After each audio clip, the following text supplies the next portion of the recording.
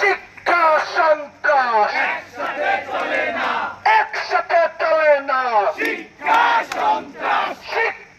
সন্ত্রাস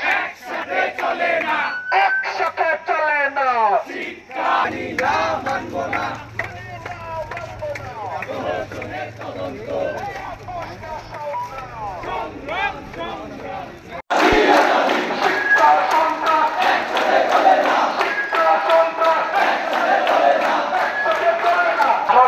হামলাকারীদের এবং শিক্ষক মন্ত্রণালয়ের সাথে যারা জড়িত আছে তাদের বিচারের আওতাধীন। শিক্ষা সন্ত্রাস একসাথে চলে না, শিক্ষা সন্ত্রাস একসাথে চলে না, শিক্ষা সন্ত্রাস একসাথে চলে না। প্রশাসনের তদন্ত পক্ষপাতী তদন্ত। ফলে আমার দিকে যেটা বলতেছি, তোমাদেরও চাপ আছে, শিক্ষকদেরও আছে, সরকারেরও আছে। হ্যাঁ, আমি তো সব কথাই ধরো সব জায়গায় বলতে পারতেছি, এই জন্য আমি ওনাদের সাথে কথাও বলিনি এতদিন পর্যন্ত, যে পজিটিভ কিছু না থাকলে আমি সাংবাদিককে কী বলবো।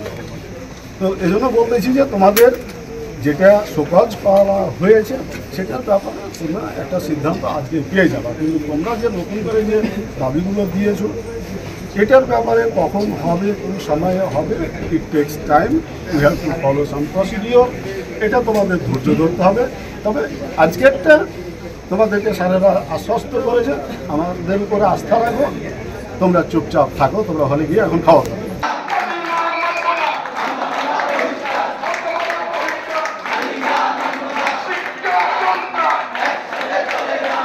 আমরা ব্যর্থ না, কিন্তু আমরা চুয়েট প্রশাসনের যেটা বলছেন এখন পর্যন্ত যেহেতু আমাদের কাছে পজিটিভ কোনো রিপ্লাই নাই, মানে বিভিন্নভাবে আসলে সাংবাদিক আপনারা আমরা যদি পজিটিভ কিছু না বলতে পারি তাহলে তো ধরেন নেগেটিভ কথা চুয়েট সম্পর্কে ছড়িয়ে তো খুব একটা লাভ নেই।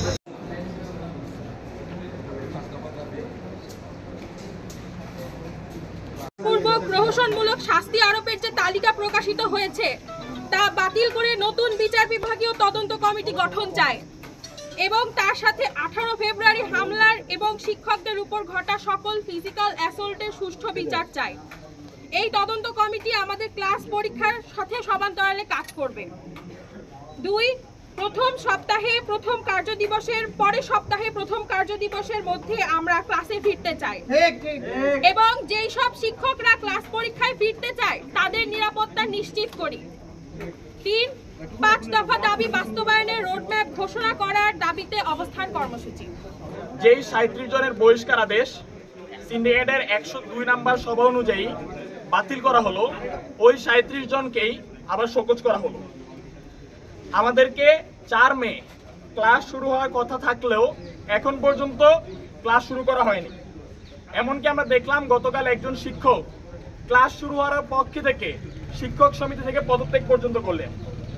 এখন আমরা আমাদের মাননীয় বর্তমান ভিসি স্যারকে বারবার বলেছি, স্যার আমরা নিরপেক্ষ একটি নতুন তদন্ত কমিটির মাধ্যমে 18 ফেব্রুয়ারি ছাত্রদল যুবদলের হামলার একটি বিচার চাই এবং শিক্ষকদের ভাষ্য অনুযায়ী যেটা আমরা মানছি, কিছু জায়গায় যদি শিক্ষকদের সাথে দুর্ব্যবহার এবং লাঞ্ছনা হয়ে থাকে, নিরপেক্ষ একটি তদন্ত কমিটির মাধ্যমে তার বিচার করে তাদেরকে শাস্তির আওতায় আনা হোক।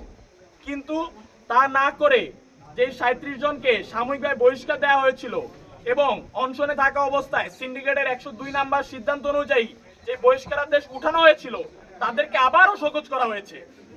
এজেন্সি দ্বারা চাপ সৃষ্টি করে আপোষ করতে বলা হয় এবং যা অন্যায়ভাবে আন্দোলনকারীদের উপর চাপিয়ে দেওয়া হয়েছে, আপোষ না করার কারণে বর্তমানে তাদের নাম ওই 37 জনের লিস্টে অন্তর্ভুক্ত করা হয়েছে। সিসিটিভি ফুটেজ কেবলমাত্র তদন্ত কমিটির কাছে থাকার কথা, সেই সিসিটিভি ফুটেজ লিক হয়ে ছাত্রদলের কাছে চলে যায়। এরপর সাধারণ শিক্ষার্থীর উপর যে নৃশংস হামলার প্রতিবাদে আত্মরক্ষার আন্দোলনকে শোকজ লেটারে অপরাধ হিসেবে তুলে ধরা হয়েছে। আমরা বলতে চাই, প্রতিবাদ কোনো অপরাধ না, প্রতিবাদ করা সবার অধিকার। আমরা অন্যায়ের বিরুদ্ধে প্রতিবাদ করেছি, এই কারণে এখন আমাদের শোকজ দেওয়া হচ্ছে। যেই তদন্ত কমিটি আমাকে দোষী হিসেবে সাব্যস্ত করে শোকজ লেটার জমা দিতে বলেছে, আমি যার কাছে জমা দিচ্ছি তিনি তদন্ত কমিটির প্রধান এবং তিনি ডিসিপ্লিন কমিটিতে আছেন, তাহলে আমি আমার আত্মপক্ষ সমর্থন কার কাছে দেব? আমি নিরপেক্ষ বিচার কার কাছে পাবো? অবস্থায় আমরা চাই একটা নিরপেক্ষ বিচার বিভাগ তদন্ত কমিটি দিয়ে 18 ফেব্রুয়ারি হামলার বিচার করা হোক। আমাদেরকে একটা ন্যায্য বিচার দেওয়া হোক।